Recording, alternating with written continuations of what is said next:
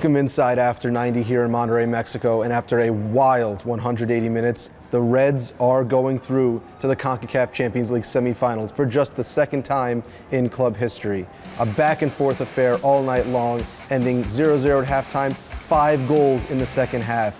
Back and forth between Sebastian Jovinko's free kick, some late goals from Tigres to make it interesting, but all in all, a 4-4 aggregate scoreline with the Reds going through on away goals. Simply put, this was a historic night for Toronto FC and for Major League Soccer as the champions of MLS took down the champions of Liga MX, a feat never before accomplished in the history of the Concacaf Champions League, really putting them on the map and cementing Major League Soccer's position in the region. Now I asked head coach Greg Vanney just what this win means for not only the team, but the league.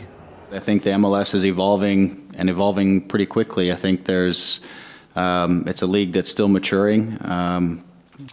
The league itself is giving new mechanisms to be able to go out and bring more experienced players, spend a little bit more money on our rosters, which gives us more depth and sometimes more quality. I think from the perspective of our league, teams are getting tactically more savvy, more aware. They're getting better.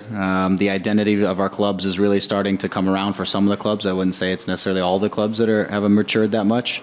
And when you have an identity and when you have good players who are capable of making plays and you respect both sides of the game, then you have the ability to get results. And obviously, that's what worked out for us tonight.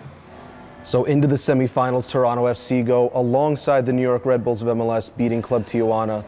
Their opponent now yet to be determined, likely Club America with a 4-0 lead over Panamanian side Tauro.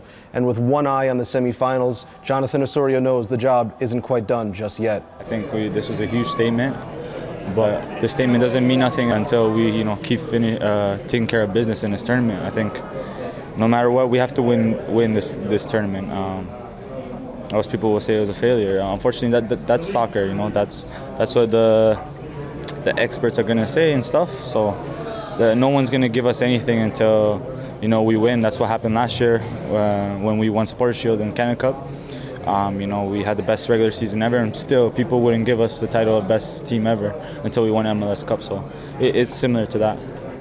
The Reds can now check off yet another box as their historic run continues from the last season plus into the Concacaf Champions League.